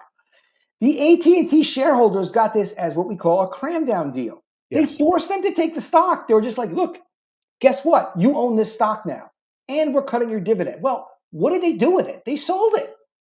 So when there's constant selling pressure on a stock, the stock price does stay low. Well, and we call that zombie shareholders. That's what they got. That's what they inherited with that Reverse Morris Trust spinoff. And yeah, I mean, that's part of why it's so low. So it doesn't have a population. People that believe in the story of Warner Brothers Discovery that own the stock, that are like, yeah, man, I want to see where this goes in the next 5 or 10 years. Like Berkshire Hathaway shareholders are legendary for wanting to hold on to the stock. They'll never sell the stock. Well, then there's always demand for the stock. Warner Brothers Discovery doesn't have a compelling story. The media is a problem. That industry is a tough industry right now because of all the changes. If they do get a compelling story one day, and they probably will, that's when the stock winds up going up. And I think you're right. And I think when they put themselves together with Paramount, which can't happen until about April 8th or 9th, if I remember correctly. Well, it would be at least April. Yeah. Well, I think that the deal, the final waiting period would be the 8th before they can do anything with it. But anyway, when I look at it, it makes a lot of sense for those two to combine. And there is no way Universal wants any of that. You're 100% right in your instinct. They aren't going to dip their toes in that. It's also so similar to what John Malone has done before with his other cable company deals. Well, his business, or his company, Liberty Media, is the only reason we got the spin out that we did, the Reverse Morris Trust that we got. Otherwise, that would never have happened. Give me 10 seconds. I'm sorry. You're fine, sir. 10 seconds. Well, you're fine. Anyway, regardless, I've had probably one of the best conversations today with my guest today, Mr. Adam Post. You do need to check out the material that he puts together all of the time on his channel. I have to say that it's not a normal day if I'm not one of the guys watching one of the videos that he does, and it could be. Look, Disney right now is in big trouble. Warner's in just a regular amount of trouble. And the idea that Warner Brothers was going to go out of business or bankrupt was absolutely ridiculous. We got a couple shows coming up tonight. Here, Adam's back. I'm sorry about that. Nah, you're perfectly fine. You probably can't hear me. You're good. You're good. Yeah, I appreciate that. But John Malone is a master. So I just as a he was also involved in launching so many cable channels from CNN to Fox News, a whole variety of cable channels. Black Entertainment Television, by the way, for like he was just brilliant in how he structured everything. So, but I will say one thing is I think he knows the market for stock, and I think he knew the stock was going to get destroyed. Yeah. Oh, everybody did.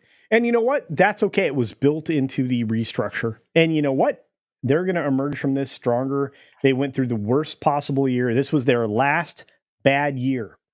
You just saw what was coming out as a average movie in Wonka.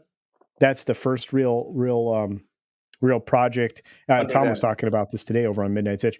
That's the first real project that's coming out of the Zaslav regime. So you've already kicked all the Sarnoff garbage to the curb and everything that she was responsible for. But I want to get one more last thing because I did get a beautiful comment from a member. Also happens to be my video editor, thumbnail guy. Very Mr. nice. Grant Gregory. By the way, Adam, if you want somebody who knows what they're doing, this guy, you can reach out. He'll help you. Oh, 25 months of membership. He does that. I don't know why, but he says, "Hail, you beautiful bearded bandit of borrow bitches." Well, thank you. Appreciate it. I don't normally curse on this show, so you got me to say a bad word. All right. We are going to have to get you to plug yourself, my good friend, my new friend, Adam Post from his own channel. We are wrapping it up. This is a segment that you might appreciate. Just plug yourself.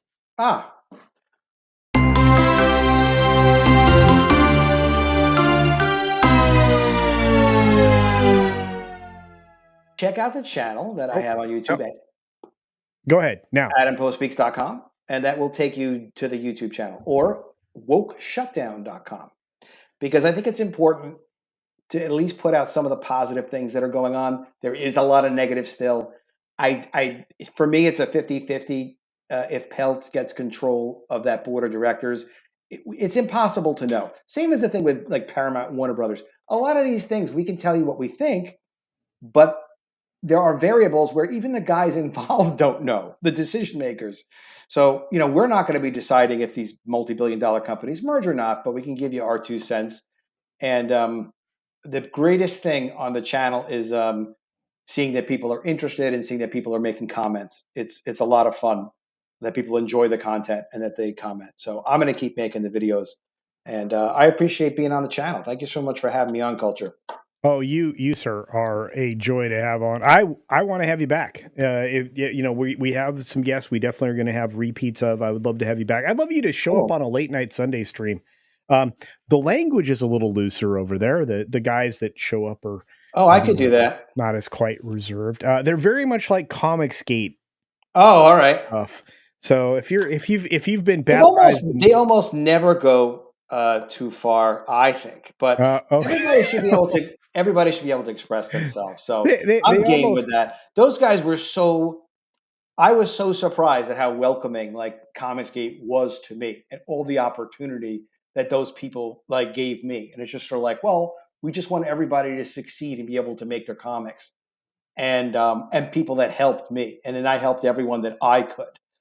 So it's just like, it's incredible. So yeah, meeting new people and doing that. And then sometimes it's just like, if you're like-minded, then it just comes naturally. Well, I think that a lot of us are like-minded and we're all coming together in a wonderful way. And I do appreciate you being here. You are one of the most amazing guests we've had on the show. I appreciate your time this evening. I know it was an extra step for you to make happen. And I do appreciate that. On that note, my good friend, any final words before we say see ya? No, my man. I'll see you again soon. We'd love to be back on, be with you on another channel. Let's have some fun and fix these woke companies.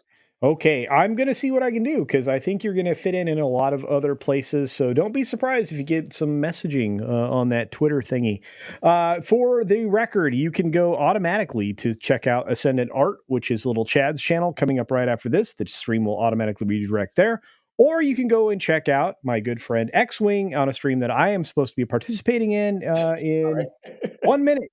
So on that note, I will say, as I always do, be sure to take care of yourself, take care of others, and until next time, see ya.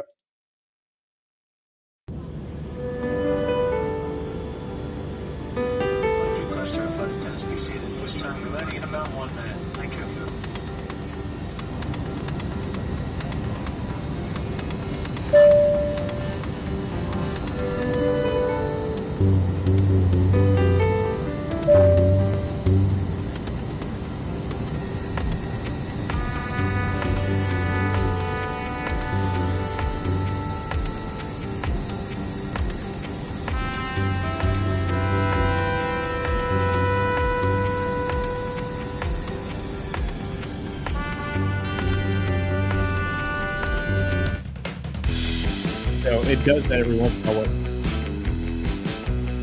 I love having members. Look at all the members out there. Yeah. Oh my, I don't even know. I think we're coming up on 17,000 subscribers, and I think we're coming up on let's see, how many members? Maybe over 400 now as of today. They're wonderful. I truly appreciate every single one of my members. They make it possible for me to do shows like this, have great guests like you, and of course, to have new equipment to constantly improve the content and to actually pay my editor, Mr. Grant Gregory. Have a great day, everybody. Have a wonderful holiday if I don't see you before Christmas. I can't even tell you how much I love you. Happy holidays, everybody. I hope to see you Sunday.